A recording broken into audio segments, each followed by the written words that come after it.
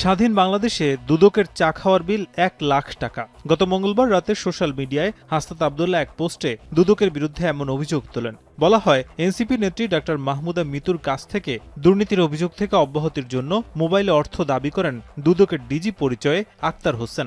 ক্ষমতার অপব্যবহারপূর্বক এ বিষয়ে বৃহস্পতিবার সংবাদ সম্মেলনে মহাপরিচালক জানান, প্রকৃত ঘটনা উন্মোচিত হলে ভুল বুঝতে পারবেন হাসনাত আবদুল্লাহ। শেকড় থেকে শিখরে। এনসিপি নেত্রী মাহমুদা মিতু প্রতারক চক্রের ফাঁদে পড়েছেন উল্লেখ করে বলেন, একই নম্বরের মাধ্যমে এর আগেও প্রতারণা হয়েছে মর্মে অর্থদাবির ঘটনায় 4টি জিডি করা হয়। ঘটনার অনুসন্ধানে দুদকের কারো সংশ্লিষ্টতা মিললে কঠোর ব্যবস্থা নেওয়ার হুঁশিয়ারি দেন আক্তার হোসেন।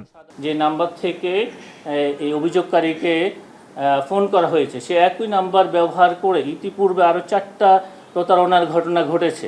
এই প্রক্রিয়ার সাথে যদি দুদকের কোনো পর্যায়ে কোনো কর্মকর্তার কোনো ধরনের সংশ্লিষ্টতা পাওয়া যায়, তাদেরকেও আইন আমলে আনা হবে। জনাব হাসনাত আবদুল্লাহ তিনি যখন প্রকৃত ঘটনা জানতে পারবেন কি ঘটেছে, তারপরে তিনি নিশ্চয়ই বুঝতে পারবেন যে তিনি ভুল করেছেন।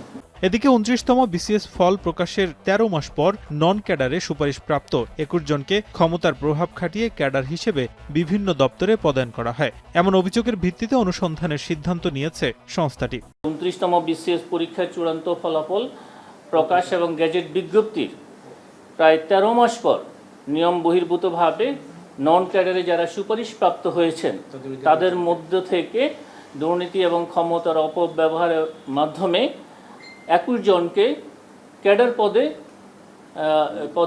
নিয়োগ প্রদান করা হয়েছে। এদিন ঋণের প্রায় 50 কোটি টাকা আত্মসাতের অভিযোগে এনআরবি গ্লোবাল ব্যাংকের সাবেক এমডি পিকে হালদার সহ 25 জনের বিরুদ্ধে আলাদা 2টি মামলা করেছে দুর্নীতি দমন কমিশন। নাজমুস সাকিব, এখন, ঢাকা।